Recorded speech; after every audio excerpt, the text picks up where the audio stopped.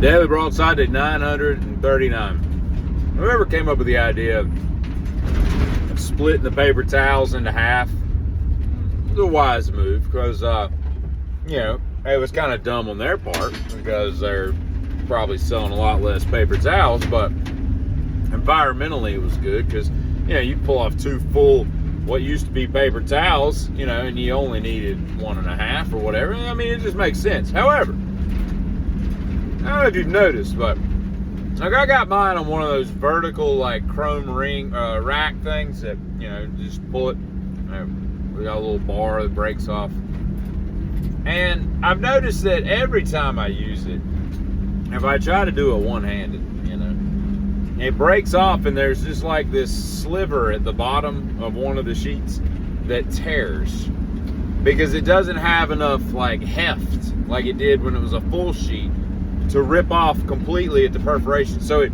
perforates, and then there's this little sliver triangle at the bottom. How about we do diagonal perforations, And then when you pull it, I guess it would diagonally, you would have, the longer line at the top. You pull it, and then it would just rip right off. It's starting to really get on my nerves. And I've noticed it for quite a while. And I'm just now saying something, okay? I'm just now piping up about it.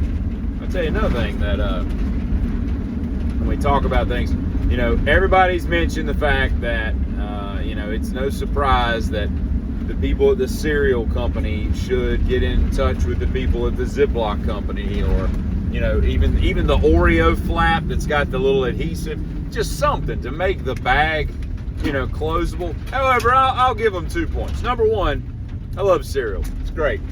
I don't keep cereal in my house long enough for it to go bad. So I feel like I can come home, dump the cereal into just an open bowl on in the center of the table, and it'd be gone in 2 or 3 days, and it wouldn't even get close to stale because it's already like in hard like flake form anyway. But more to the point, the second thing is like I don't even care about that. So that's not even a big. I don't care if they don't Ziploc it, but I don't understand why someone at that company hasn't heard all the talk about this and been at a board meeting and be like, yo, you've heard all these people on the social media just making fun of us because we don't have any kind of technology to close the bag. Yeah. Well, Kellogg's isn't doing it. Post isn't doing it. Whoever the other companies are, they're General Mills. Like, nobody's doing it. Why don't we just bite the bullet and be the first ones? People will love us. They're already talking about it. Like, we all clearly want you to do it. It just doesn't make any sense why no one does it. And more to the point, I got some Kellogg's Blueberry Bran. I'm a big fan of Raisin Bran. I like adult cereals, like Raisin Bran and Grape Nuts and that kind of crap. They had some Blueberry Bran Crunch. Excellent. Very good. And so I got this, and it's a Kellogg's thing, right? It's like they're intentionally effing with us because they're making the dang plastic in the bags. Either the adhesive at the top is stronger so that it doesn't rip cleanly, or the plastic in the bag is thinner so when you do rip it, it rips like vertically down the bag. And now I've got loose flake cereal in my box, which really pisses me off. Like, how hard is it after, what's got to be like 70 some years of making cereal? How hard is it to make a plastic bag that opens? That's fine if y'all are too stupid to sit around a table and figure out that the people want you to have some form of closure for the bag. That's fine. If y'all are too dumb to pick up on that, that's fine. But are you that stupid you can't make a bag that rips open? That just makes no sense whatsoever. Have you ever noticed that people that are like 7'3" or 6'8", 480 or something, just enormous creatures, right, compared to the average human? You ever notice that they're always described as, oh, he was such a gentle giant, other than like Andre the Giant. They say he was kind of a dick, but like everybody was just a gentleman. They're never like, oh, he molested children and abused animals and drove drunk and did a lot of hit and runs in his life and stole from the elderly. Like, it's always, he was a gentle giant, wouldn't hurt a soul, just the nicest man. What is it about our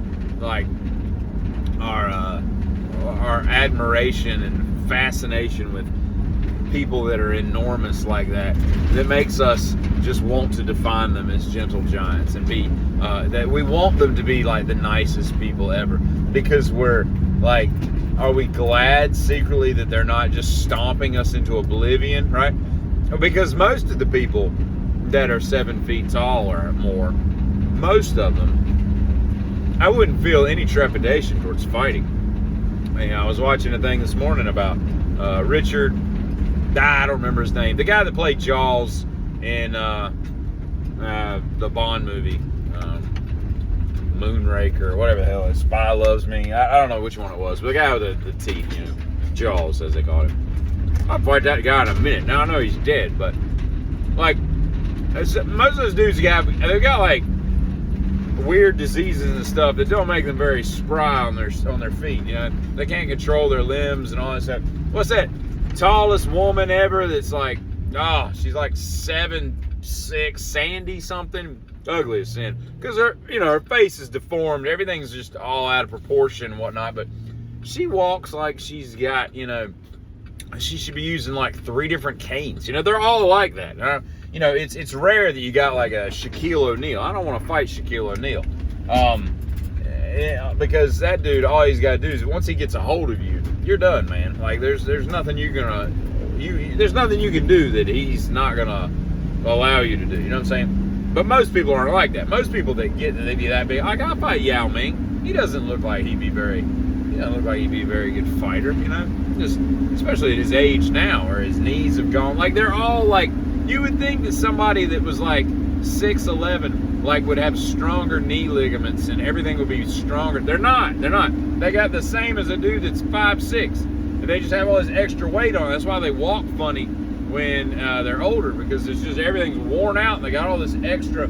It's like having a pickup truck and loading the bed full of 3,000 pounds of lead and driving around with it your whole life. The suspension's gonna be shot. It's gonna be shot, damn it. As opposed to somebody just buys a truck, drives it around, without unladen, as they call it. I don't know, man. I think that they're not necessarily gentle giants. I think some of them are just complete dickholes, and we're just scared to say it because we want them to be nice people because they're so much larger to us. I don't know. There's probably more to it. And by the way, Childs and McCready are the thing. Get it?